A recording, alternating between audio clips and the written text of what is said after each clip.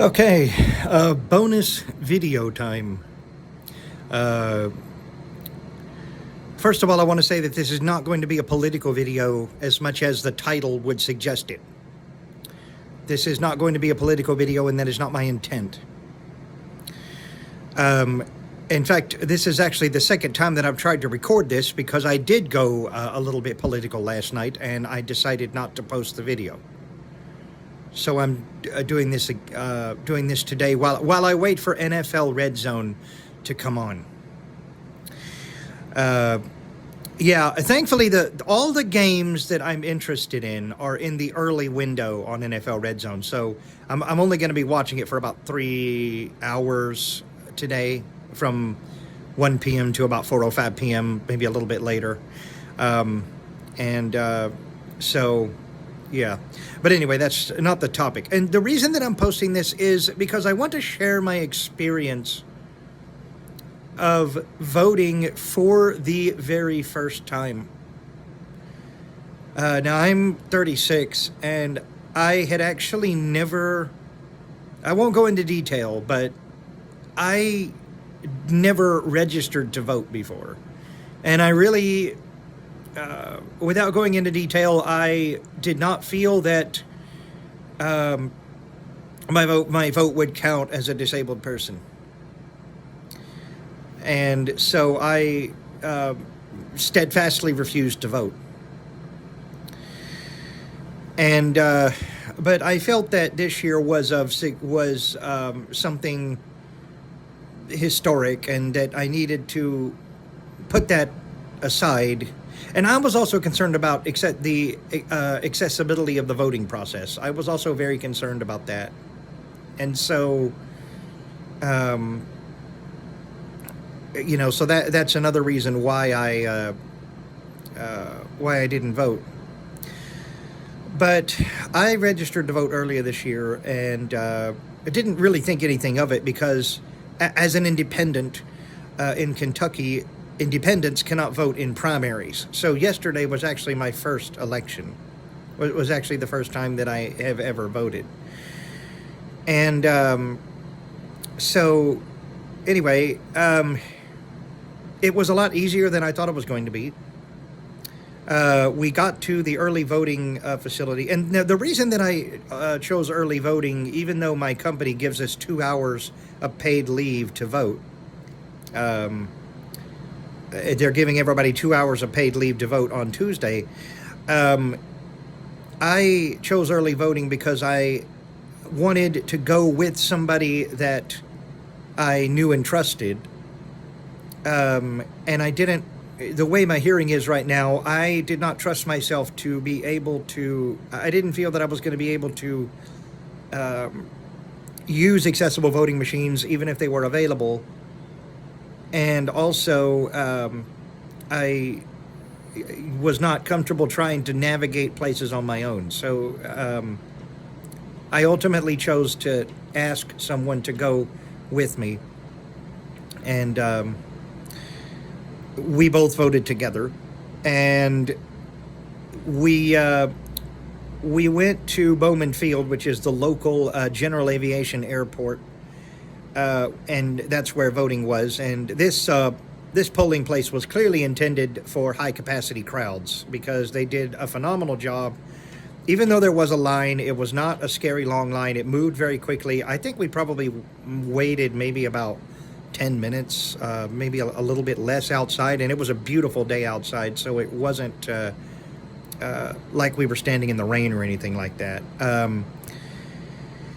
And anyway, so we got in there, and we had I thought I was going to have a voter registration card, but they said no. You just need your photo ID, and so I was able to show that, and they verified that I was registered in the system. And we did have a bit of a laugh when the person checking me in was trying to get me to sign the tablet that she was using, sign the touchscreen, and my fingernail accidentally hit the back button. It was a little embarrassing, but also everybody was laughing it off, and I wound up doing the same. It just meant that she had to enter my information all over again. But it was no big deal. And we did paper ballots. Well, I don't know if they were paper, but it was either paper or plastic or something. I think they were paper. And we went to a corner of the room where the girl I was with could speak freely. And we were in a relatively quiet area. We were in a quiet area, and I will say that it was hard to understand people in there because there was a crowd and there were people talking, and it was kind of hard, even with the hearing aid on the other ear. In addition to the cochlear implant, it was still fairly. It was still a little bit disorienting, and that's another big reason why I wanted somebody that I knew to be there. In case something happened, in case something happened and whatever. And we went to a quiet, we went to a quiet corner to cast our ballots, and they allowed the person that I was with to fill in my ballot for me. I asked if that would be allowed, and they said yes, it would be. And I just told her who I wanted to vote for. Now, to be fair, there were some local elections that were going on too, but there were too many candidates, and I didn't have time to look up information about them, and so I wasn't really sure who to vote for. There was one that had like 11, I think it was 11 candidates on the ballot. I'm like, you're kidding me. I wasn't sure, and there were some that were uncontested, and I wasn't sure, I didn't know anybody else I could write in, so I just left them blank. It was not because I didn't want to vote for anybody. It was because, it wasn't because I didn't want to vote for anybody. It was because I felt that I didn't have enough information to cast a fair ballot. So, that's what was, that's why that happened. But anyway, it was, and then we took our ballots up to to another table, and hearing the words "you have voted" for the first time was actually, it was a very empowering experience. It was a lot easier than I thought it was going to be, and it was overall something that I did not expect to be what it was. I thought it was going to be a lot more complicated, and I thought there was going to be stuff that I wasn't going to be able to do or whatever, but it turned out to be a very easy process. I'm thankful that I did it. And, we were in and out of there in probably half an hour, maybe a little bit less. It was a very quick process, despite the crowds, and there were people pulling in behind us. So the line actually got longer as we stood out there.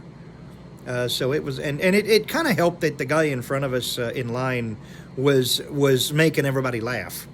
We had, even though I didn't agree with his views, he was making us all laugh, and it was really, it was, and we were joking around and whatever. It was a lot of fun. And just I will say that I voted third party. I almost wrote in Screw Tape and Wormwood for president and VP to show my disgust at both of the major candidates. But, and if you don't know what I'm talking about, read C.S. Lewis's book, The Screw Tape Letters, and you'll understand where that reference comes from. But I decided not to because this, this is no joke, and I felt that would not be a good idea to do. So I chose not to. But I did vote, but I voted third party. And that's all I'm going to say about that, because I don't want to start a debate or anything like that. I know that this is a sensitive topic, and that's why I recorded this a second time, because I really felt that I ranted too much last night, and I needed to, so I decided not to post it. The video's not even on my phone anymore. So what I would say is that first of all, if for people that choose not to vote, you're not going to hear any taunting from me or any disrespectful comments, because I was one of you for many years, And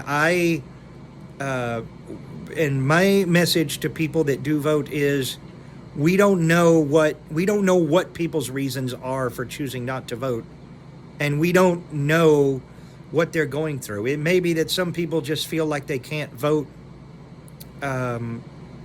for anyone, and whatever. It doesn't. And while it does sadden me that there are people that choose not to vote, I also am not going to breathe down people's necks and tell them that they're wrong for not voting, because they have as much of a right not to vote as people who do. And another thing that I'm sick of hearing is, you have no right to complain if you don't vote. Again, I understand the argument, but by saying that, you're basically saying that they're not protected by the First Amendment, which they are as American citizens, and they have a right to free speech and express themselves, whether people want to hear it or not. You know, and so people need to shut up about that. You know, people really need to shut up about that, because, you know, if people don't want to vote, I know people who intentionally did not vote in past elections. They're not bad people because of that.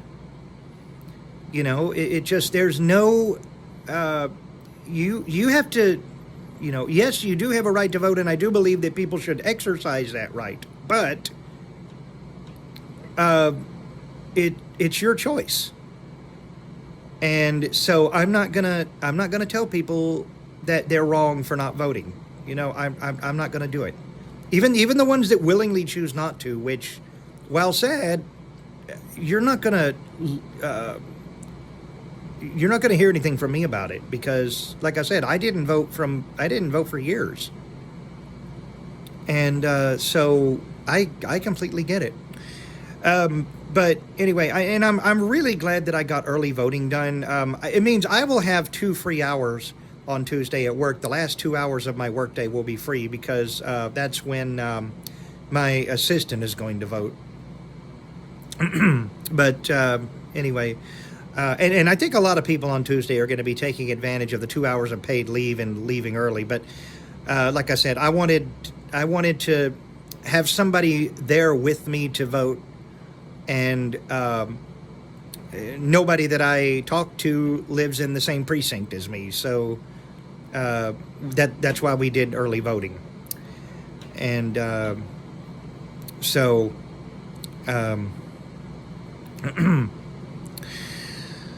but anyway, and I might add that we first tried to vote last Tuesday, but we got there about half an hour after the polling place closed, and it turned out to be early voting excused, which I didn't really have an excuse. I just wanted to do early voting. So we went last Tuesday, we went to the Goodwill Opportunity Center, but it turned out that, you know, we got there like half an hour late. So it was, but they were like, hey, you know, we get it. You know, they were really nice about it, and they're like, hey, we closed at 4:30. Whoops. You know, that just, you know, it was whatever.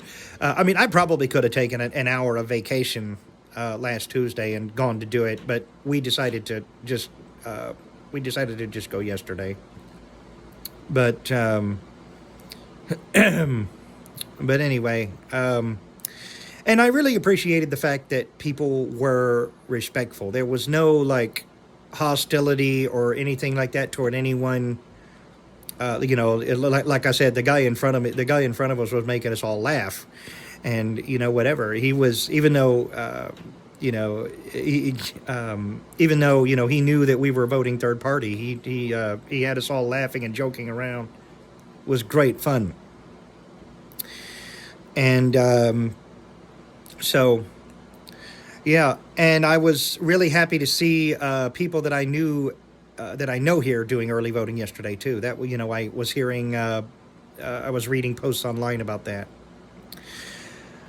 But anyway, so I just wanted to kind of share my experience about that and experience with that. And I will say that, you know, I do encourage blind people who are watching this channel that yes, you can vote, and you can have someone assist you in casting your ballot if you want, like I did.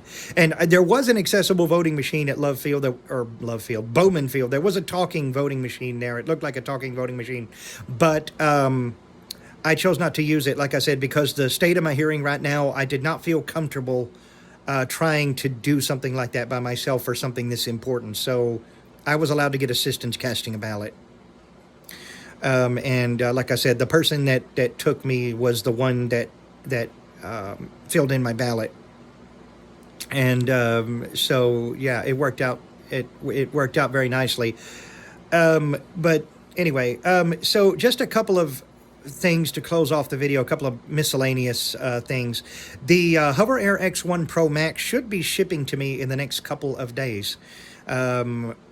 So I will keep everyone posted on that, and maybe we'll do a demonstration video when I finally get it, and start learning how to use it. I also want to let me close a little bit of a loophole here. Many of you know that I have talked about OneBlocker and NordVPN before. So I want to talk a little bit. I want to talk about what I have ultimately decided to do when it comes to that. So I use OneBlocker for the most part. I use OneBlocker for most of my security needs. However, I use NordVPN when I want that extra layer of security, and I need my IP address. I need my IP address hidden, because OneBlocker does not hide your IP address. It blocks app trackers and ads and stuff in Safari, and so what I have come to do is that when I am ready to use NordVPN, I turn off OneBlocker's firewall, and it works fine. I disabled AutoConnect on NordVPN because I was having the kill switch was turning on when I was changing networks, and it led to some awkward, like I was getting text messages, minutes late and stuff like that. For those of you that don't know, a VPN kill switch is a thing that VPN that a lot of VPN services have built into it, where if you lose your internet connection, your VPN, like if you get disconnected, your VPN shuts off all your data and stuff like that. It kills your connection until you get it restored. And I chose not to. I'm not doing that anymore. I'm not doing AutoConnect anymore because there were too many issues with that. And so what I do is I turn on NordVPN when I need it. I turn it off when I don't. That's the best way to go about doing this. It's not like AdGuard, where you can use the AdGuard VPN, the integrated AdGuard VPN.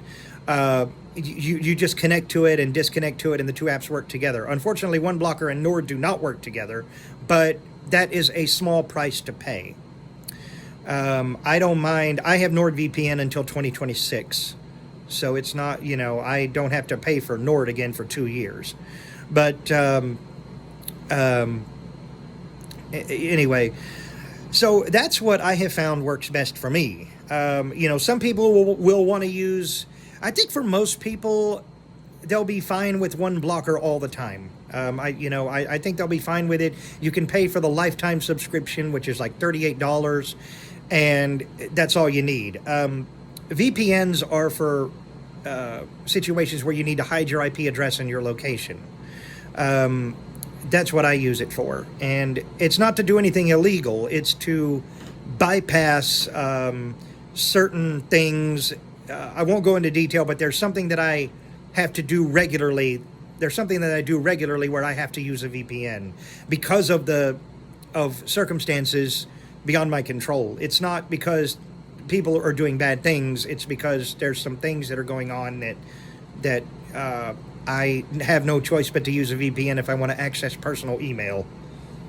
So yeah, so that's why I do it. And also, when I do in-flight Wi-Fi and airport Wi-Fi, I always use a VPN without fail, and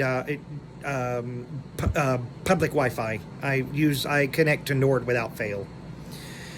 Anyway, I hope that all of you have a wonderful week. No cochlear implant update this week. And probably not one for a couple of weeks, because I have another mapping session and a hearing test a week from this Friday. So, but I will be back this Friday with a general with the weekly chat. I don't know what I'm going to be talking about yet, but I'm sure I'll think of something. The GoPro, maybe I'll get the GoPro out. Who knows? Maybe I'll get the GoPro out and make another video about it. But we'll see. But anyway, I hope you all have a blessed week, and if you are Christian, I remind you that we need to pray for our nation on Tuesday, and we need to pray for whoever gets in office, even if you don't like them. We need to pray for whoever is in office, and respect those in authority, and remember that God is still in control.